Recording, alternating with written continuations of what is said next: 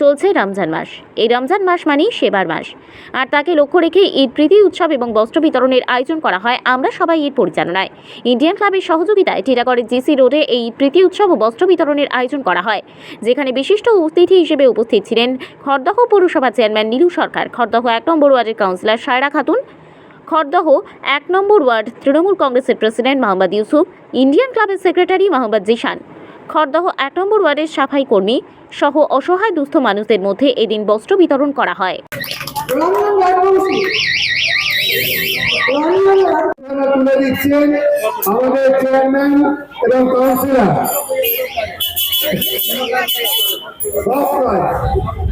Chairman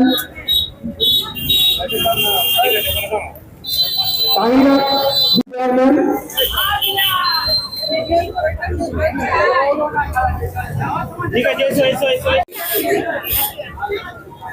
লোকপত্রে তুলে দিচ্ছেন councillor এবং চেয়ারম্যান।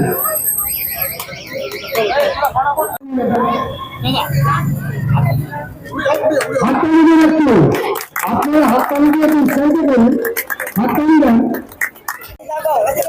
কাউন্সিলর তুলে দিচ্ছেন।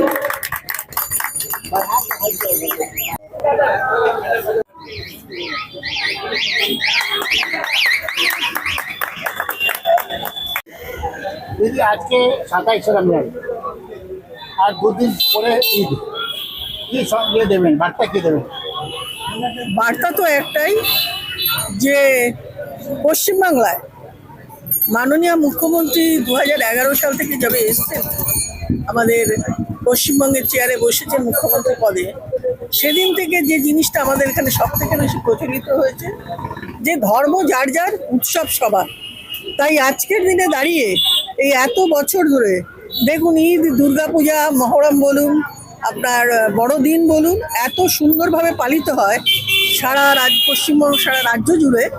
সেজন্য আমরা সকলেই আমাদের নেত্রীর কাছে কৃতজ্ঞ, আমাদের মাননীয় মুখ্যমন্ত্রীর কাছে কৃতজ্ঞ, যে তিনি এইরকম একটা উদ্ভাবনী শক্তি বের করেছিলেন, যে সেই জন্য আমরা সবাই মিলে আজকে এখানে কোনো সাম্প্রদায়িক ব্যাপার স্যাপার কিছু নেই, সবাই আমরা এক।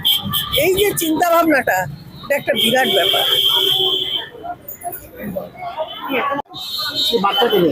বার্তাটা এটাই দিচ্ছি যে আজকে আমরা এই সাফাই কর্মী, ডেঙ্গু হেলথের মেয়েদের যে সংবর্ধনা দিলাম, এরা সারা বছর আমাদের পরিষেবা দেয় এবং সাধারণ মানুষের পাশে দাঁড়িয়ে এরা সাহায্য করে। কিন্তু এরা সচরাচর এইরকম সংবর্ধনা হয় না, এদের কেউ সম্মান দেয় না। অন্যান্য অনেক অনুষ্ঠান হয়, এইরকম কোনো অনুষ্ঠান হয় না।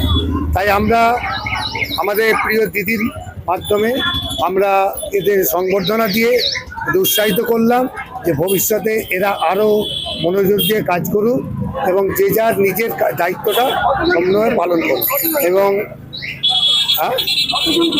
আমাদের ওয়ার্ডে প্রায় 40 জনকে আমরা, আমাদের সাফাই কর্মী, ডেঙ্গু হেলথ মিলিয়ে 40 জনকে আমরা আজকে সংবর্ধনা করলাম। আরও কিছু আছে যাদের সিমুই, ঈদের জন্য সিমুই, যা যা কিছু বস্ত্র কিছু আমরা দেবের পরে।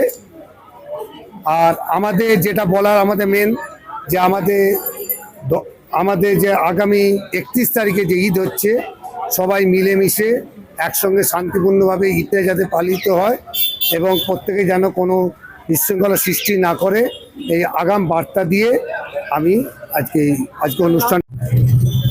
आज के दिन हमरा सभा यार इंडियन क्लब मिला के जो समाज में सफाई कर्मी है हम लोगों के वार्ड में खुलाए 40 जून के तहत हम लोगों ने यहाँ पर ही उन लोगों के लिए प्रोग्राम रखा था करने के लिए। क्या पैगाम देना चाहोगे ईद के मौके पे यही पैगाम देना है, जो समाज में पिछड़े हुए लोग हैं, जो फाइनेंशियली मजबूत नहीं है, हम लोग उसकी तरफ हमेशा से हैं।